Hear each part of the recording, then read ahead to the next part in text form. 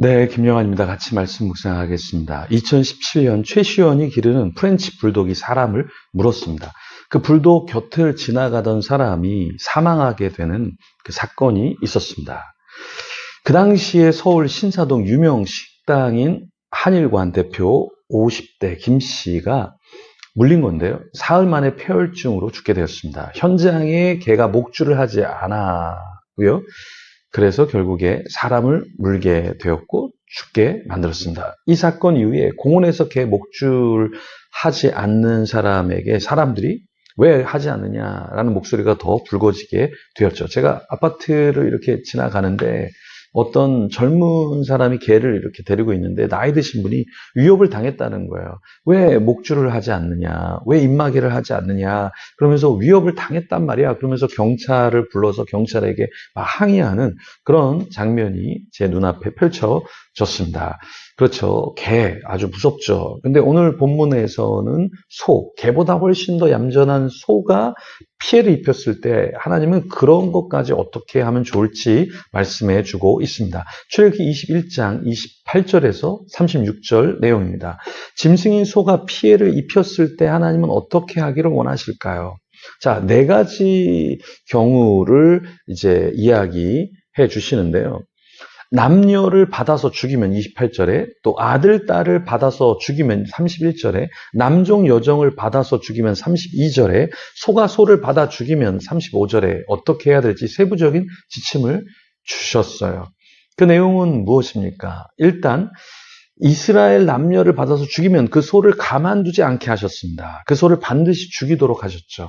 그렇게 사람을 죽게 만든 소는 죽은 뒤에도 그 고기는 먹지 말라 이렇게 말씀하셨습니다. 그 짐승의 주인은 그 짐승으로 인해 형벌을 받지 못하게 하였지만 그 짐승은 가만두지 않게 하셨죠. 28절 보면 소가 남자나 여자를 받아서 죽이면 그 소는 반드시 돌로 쳐서 죽일 것이요 그 고기는 먹지 말 것이며 임자는 형벌을 면하려니와. 자, 왜 하나님께서 주인에게 책임을 묻지 않으셨을까요? 소라는 이 짐승은 사람을 이렇게 받는 습성이 있기 때문에 아무리 뭐 교육을 한다고 해서 이게 잘 되는 게 아니잖아요. 예전에 어떤 목사님이 존경을 받는 분이었는데 어떤 성도님이 그 목사님에게 이렇게 얘기하더래요.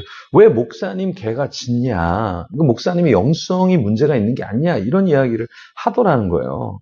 자, 사모님은 왜 옷을 그렇게 입냐? 왜 목사님은 이러냐? 뭐 이런 이야기를 하다가 갑자기 그 집에 개가 왜 그러느냐? 근데 좀 너무 오버하잖아요. 왜냐하면 뭐 사모님이 옷을 입는 것과 목사님이 어떤 체면을 세워서 뭐 이렇게 사람들에게 지탄을 받지 않게 하는 건 필요하지만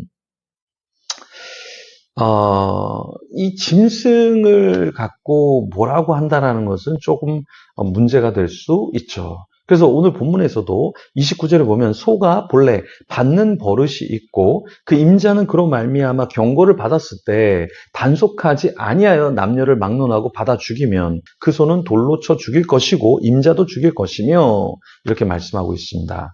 우리도 그래요. 우리가 훈육을 합니다. 어떤 것을 권면합니다. 어떤 걸 조언해요. 근데 그것을 듣는 것 감사한 일이죠. 근데 계속 듣고도 우리가 거기에 변화가 없다면 어떻게 될까요? 문제가 있지 않을까요? 소도 마찬가지입니다. 소가 문제가 있다는 걸 주인에게 이야기했어요. 근데 주인이 전혀 신경 쓰지 않아요. 예, 막 사람을 부딪혀서 죽이려고 하는데 그 임자가 방관한다. 그건 문제가 된다는 거예요. 그래서 29절 끝에 보면 그 소는 돌로 쳐 죽일 것이고 임자도 죽일 것이며 이렇게 말씀하고 있어요. 왜냐? 말을 했는데 그 말에 대해서 반응이 없다. 그건 문제가 된다라는 것입니다. 법에 대해서 하나님께서 이야기를 하시는데요. 소가 사람을 죽일 때 그걸 어떻게 처리해야 될 것인가 주님께서 말씀을 하십니다. 30절에 만일 그에게 속죄금을 부과하면 무릇 그 명령한 것을 생명의 대가로 낼 것이요. 자, 속죄금이라는 것은 죽어야 되는데 어떤 문제가 일어나서 처벌을 해야 되는데 그것을 내가 돈으로 낸다. 그러면 그것을 내면 면제를 받도록 해 주셨다라는 것입니다.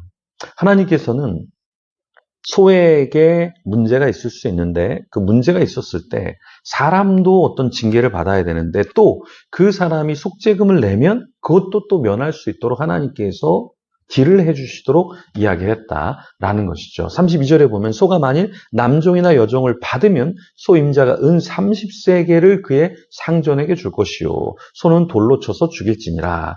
자, 은 30세겔이라는 것은 노예, 그 당시 사람을 사고 팔 때 은 30세겔 정도를 냈잖아요. 그러니까 그만큼의 대가를 지불하면 그러면 소는 죽이지만 그 주인에게 있어서는 면제를 해줄 수 있도록 하나님께서 법을 만드신 것이죠. 자, 여기 보십시오. 하나님께서 법을 주시는데 너 뭐 잘못했어? 그럼 넌 죽어. 하나님께서 단번에 다 죽이시는 게 아니라 하나님께서는 너 속죄금 낼 수 있어? 그럼 내가 속죄해 줄게. 너 잘못한 거 있지? 속죄금이 적은 건 아니야. 노예를 사고 파는 그 금액만큼 소가 잘못한 거에 대해서 너 은 30세겔을 그 상전한테 내. 그리고 소는 돌로 쳐 죽여. 왜냐하면 소가 또 죽일 수 있잖아. 그걸 또 발생하게끔 하면 안 되잖아. 그러니까 그건 처리하고 너는 금전적인 큰 손해를 보면서 깊이 있게 생각하고 반성해야 돼. 주님께서 이렇게 말씀하셨던 거죠. 우리도 마찬가지입니다, 여러분. 우리도 주님께서 기회를 주실 때, 세컨 찬스를 주셨을 때 이걸 잘 살려내야 된다. 근데 그렇지 못하면 결국에 우리도 문제의 사람이 되는 거죠. 33절에 보면 사람이 구덩이를 열어두거나 구덩이를 파고 덮지 아니함으로 소나 나귀가 거기에 빠지면 하나님이 그것을 가만두지 않겠다.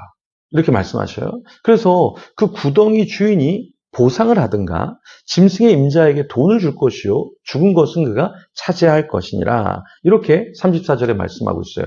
자, 이게 무엇이냐면 구덩이를 열어두거나 구덩이를 파는 것, 이거 위험한 거잖아요. 근데 이런 것도 위험하지만 요즘에 우리가 누군가를 함정과 누군가를 이렇게 이상한 사람으로 만들어서 쓰러지게 만들고 실족하게 만들고 시험에 들게 하는 것, 그것도 주님께서 기뻐하지 않으신다라는 것이죠. 우리가 구덩이에 내가 빠져서 어려움을 당하는 것, 그것도 안 좋지만 다른 사람을 어려움에 빠지게 하는 것도 안 좋습니다. 그래서 여러분, 우리 공동체에서 실족하게 만드는 것은 굉장히 안 좋은 것이다. 그래서 조심해야죠. 조심해야 되죠. 그래서 우리 교회 안에서는 절대 동거래를 해서는 안 됩니다, 여러분. 동거래를 해서는 안 돼요. 그리고 과한 약속을 하면 안 돼요. 그죠? 내가 당신한테 뭘 해주겠다. 이런 것들은 나중에 누구를 구덩이에 빠지게 할 수 있다라는 것입니다. 그래서 여러분 기억하셔야 돼요. 우리 교회 안에서 동거래, 교회 안에서 내가 뭘 해줄게 그러면서 뭔가를 가스라이팅 하는 것들은 성경적이지 않다. 조심하셔야 된다.